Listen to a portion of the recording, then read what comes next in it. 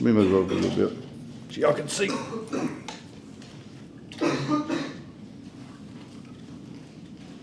Next slide, sir. When seasons change. And we're going to be in Ecclesiastes of chapter 3.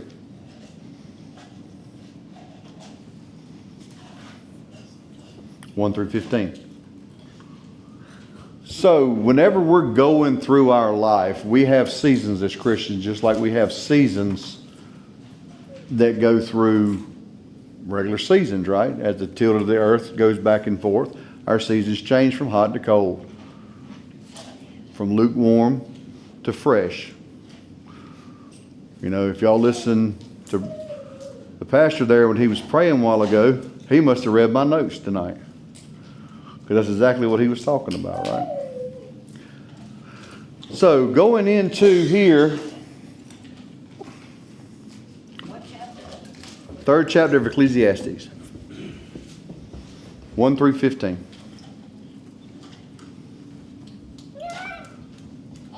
There's an appointed time for everything. There's a time for every event under heaven.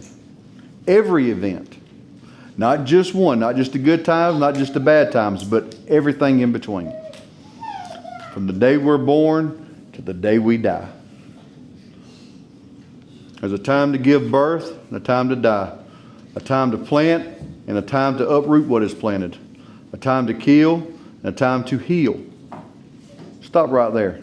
Why do you think that Solomon put in here, this is King Solomon's putting this. What do you think he's talking about when he's talking about killing? When is there a time to kill? And that's physical somebody.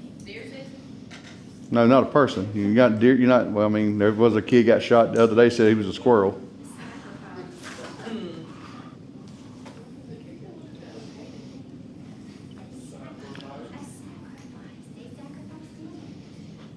Time to kill. One reason is punishment, because in the Old Testament, eye for an eye, right? And that's what Solomon's talking about here. But also during wartime. You coming to me? You gonna stand up here? You preaching? So that's when it's a time to kill, is during war. Is that people or is it? Yes, that's people.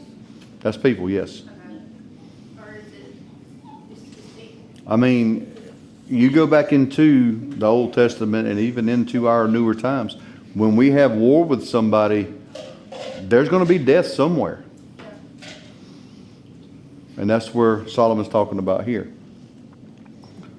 A time to weep and a time to laugh. There's a time to cry. All you people who don't say that y'all don't cry, there's a time for it. There's a time to mourn. Somebody passes away, there's mourning there. Your dog gets run over, you're going to mourn for your dog. But also there's a time to dance. I know there's a few Baptists in here. Dance. It's right there. Solomon said it.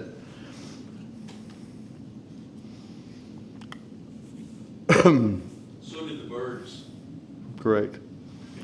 I made a video, and it's on the flash drive. I had a video made to do that. I was going to do the joke that I saw on that one. It was pretty good. That was 1965. It was written in 1950. Babies don't know what we're But the hippies in here do. All three of you, four of you. Hey, he's a music guru. Like, he can tell you who wrote the song, who played the song. It was written in 1955, but only become popular in 1965 because the hippies were sitting there.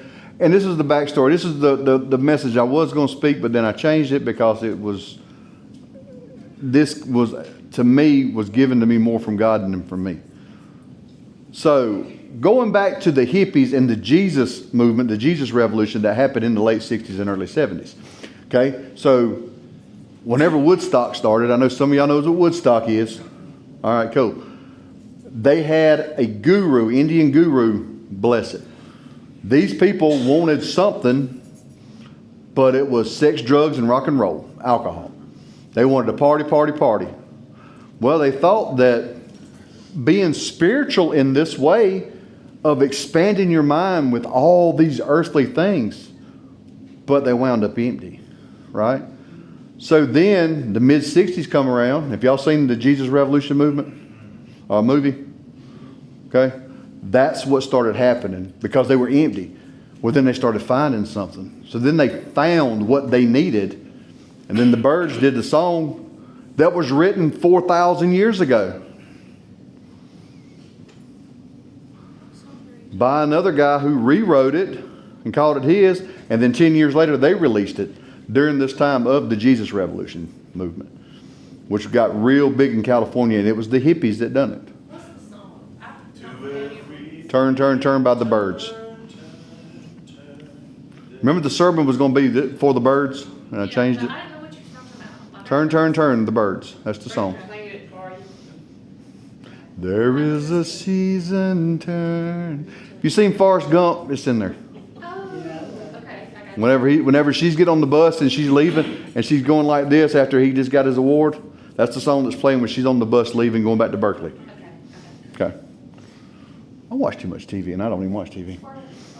All right, next slide, Clay. A time to cast away stones and a time to gather stones.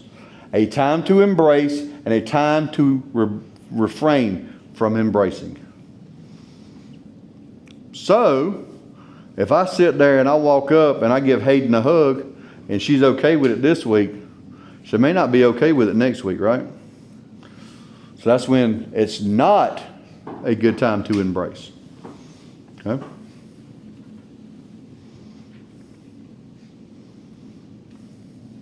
A time to gain and a time to lose. A time to keep and a time to throw away. A time to tear and a time to sow. A time to keep silent, women, and a time to speak. No, you didn't. Solomon said it. I'm just saying. It said right here. It don't say no Don't say woman. women. We all know whenever the rapture happens, we're going to get there 30 minutes before y'all do, right? Yeah, right. It says it in the Bible. There's going to be 30 minutes of silence in heaven. Yeah. That's like telling a woman to calm down. It does the opposite. I'm preaching tonight. It says a time to keep silent. That's when number 5 comes That's for back the in. man. That's when number 5 comes back in there. Okay. What, the killing part? Now we know. No. A time. A Time time. to on and a time to not. 8. A time to love and a time to hate. When is there a proper time to hate? Never. I got it right now. No, right here it says there's a time for love and a time to hate. When is it okay to hate? When I go to Nashville too. No, hush. Did God hate anything? Sin. Sin. Correct. Sin. It's okay to hate sin, but not to hate the sinner. We talked about this a little over, 6 weeks ago. And then, of course, the last one, a time to love and a time to hate, a time of war, and a time of what? So, That might be more like it for me. that should be a time of peace. Time of war first. Timing is important. Okay? Go back, Clay, to the first, number 1, 3-1. So I give y'all a sheet of paper that tells y'all what the 4 seasons of Christianity is, what we go through. Nature, winter is marked as a long and dreary season, except for when you're in the south. It's a time of hearth growth, inner growth in trees and plants. That's when they shed their leaves. They sit there and they get ready. They go dormant. They get ready to build up for the springtime. But in the spirit, this represents a time of introspection and examination of our heart and motives. A time of allowing God to make changes in us. A time for strengthening up and maturing. That's our darkest time, correct? Is in the winter months. In our winter months of our times of our life, that's our darkest time. But that's the time we got to sit down and think about what we got going on and how we're going to move forward with it. But one thing with time, with the change of season, you cannot force your change of season. Only God can change your season for you. Springtime. Spring is marked as a time of cleansing and restoration from difficult days of winter. Soil rotates, refreshing rains, a time of transition, a time of pruning and regrowth. Spirit represents a time of joy and glory after dormancy and hardships, a time of pruning. This is when God shapes and molds His people.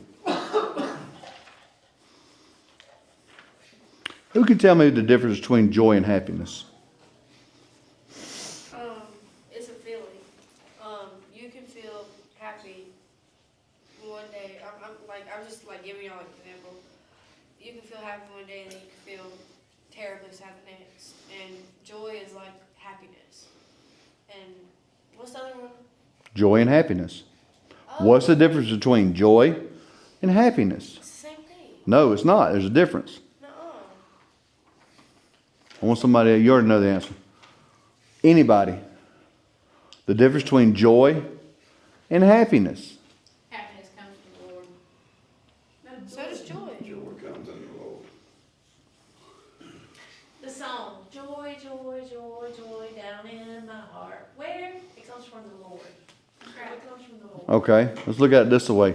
Happiness is temporary, joy is eternal. Eternal. That makes sense? Once you get joy, you don't lose it. It's there. Happiness is, okay, well, yeah, I had that Mountain Dew. It was delicious. That made me happy. But then 2 hours from now, I want another Mountain Dew or a donut. So joy is in your spirit and happiness is in your mind. Somewhat, yeah. It's just temporary and permanent. Once you find true joy, there is no more happiness because you have the joy. The joy is there. It's not going anywhere. Okay? Summer. Yeah, I know. Bless her heart. Summer is marked as a time of extreme dryness and heat. Especially here. I don't know about dryness, but it's sure hot. Marked by a need for more water than usual to sustain strength and life. Top of the ground cracks from heat. It's not so much around here because we have 900% humidity and 100-degree temperatures. We actually had a decent summer this year. It was kind of mild, right? It was warm, but it wasn't like it has been. It wasn't 110 for 8 days in a row. We never got over 100, I don't think. Maybe one day. But the spiritual part of it, it represents a time of spiritual dryness also, right? A time of needing more spiritual food than usual to stay replenished. True Christians come out of this season stronger. Others may stumble sometimes permanently in this stage.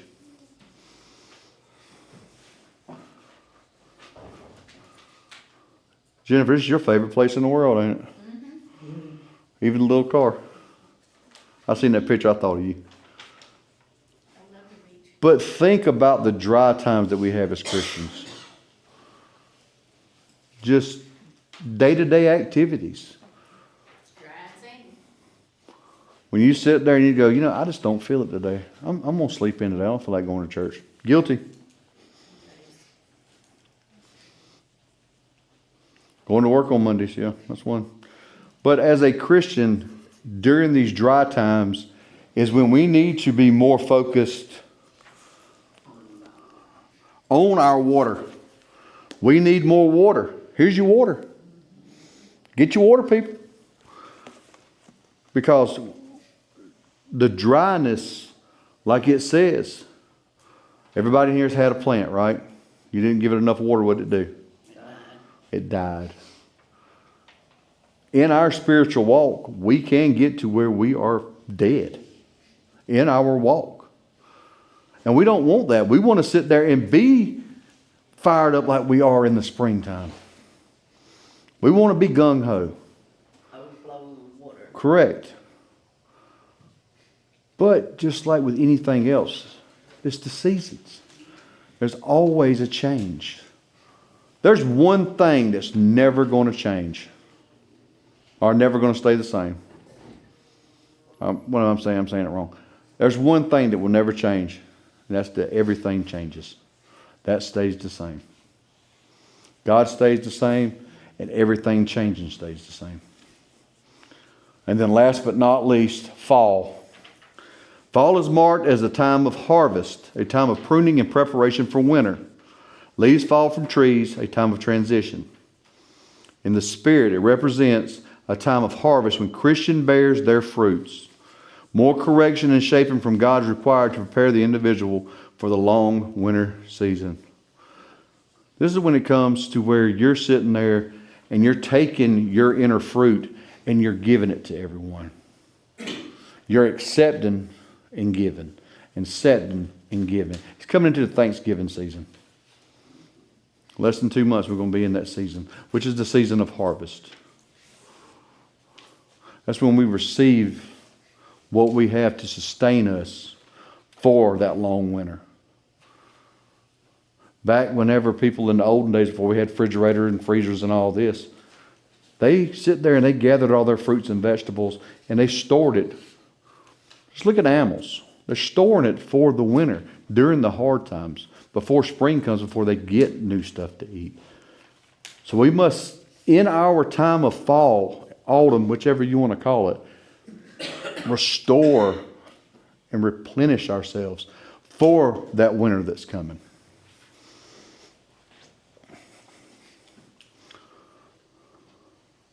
Verse 9. What profit has the workers from that in which he labors? 10.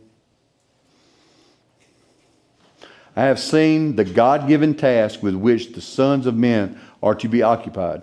11. He has made everything beautiful in his time. He also has put eternity in their hearts, except that no one can find out the work that God does from the beginning to the end. I know that nothing is better for them than to rejoice and to do good in their lives.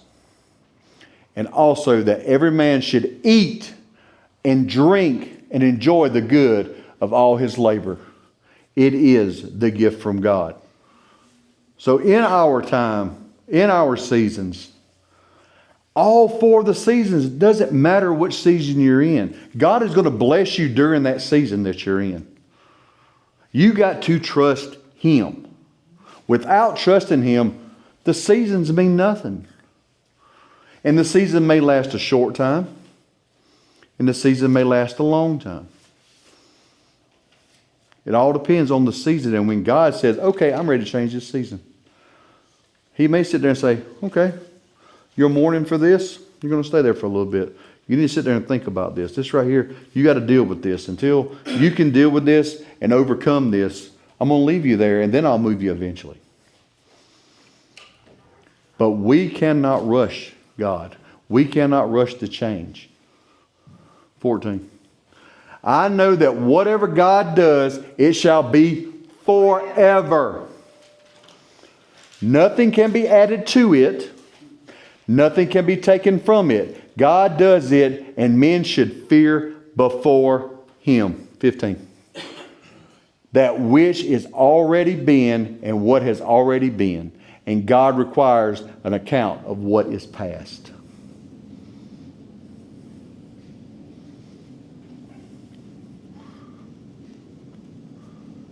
The seasons of change. Our seasons of change. And I had some little notes down here that I picked up. Wisdom recognizes that everything has its own season. In human activities as the realm of nature, a wise person will determine the appropriate time to pursue any activity. The opportunity is fleeing. During this time, Solomon is in a bad place. He's got all these wives. He's got all these concubines. He's living a pagan life at this time. He's not even being a Christian at this time. He is living for the world. Go back one, Clay. 14. Nothing can be added to it that men should fear before him. Even in his worst time in his life, King Solomon, the richest man to ever live, King David's son,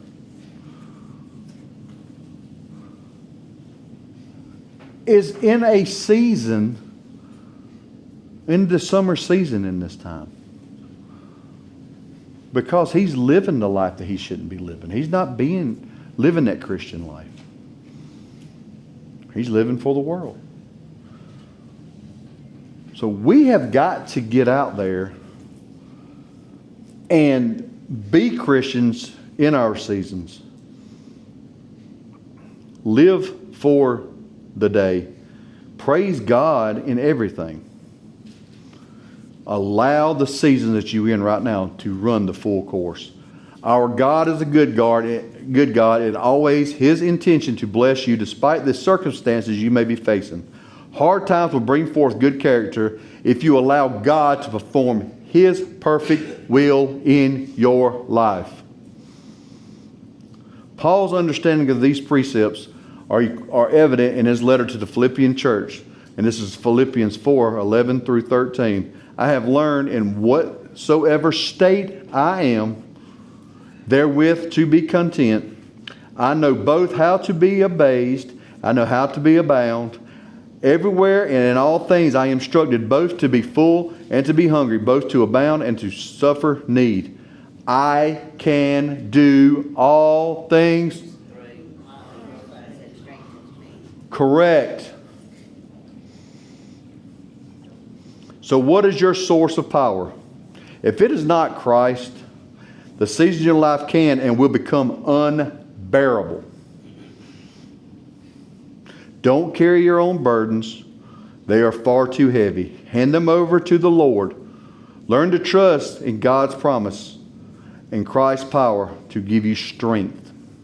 By submitting yourself to God, you can trust Him to bring you through every trial and circumstance and to exalt you in due time. 1 Peter 5:6. The seasons of our life. To everything, turn. The seasons turn. It's like the bird said. 1965. If you have something today and you're in a season that you're stuck, ask for Him. Ask for His help. Because He's going to put you where you need to be when you need to get there. Don't rush it. No matter what it is.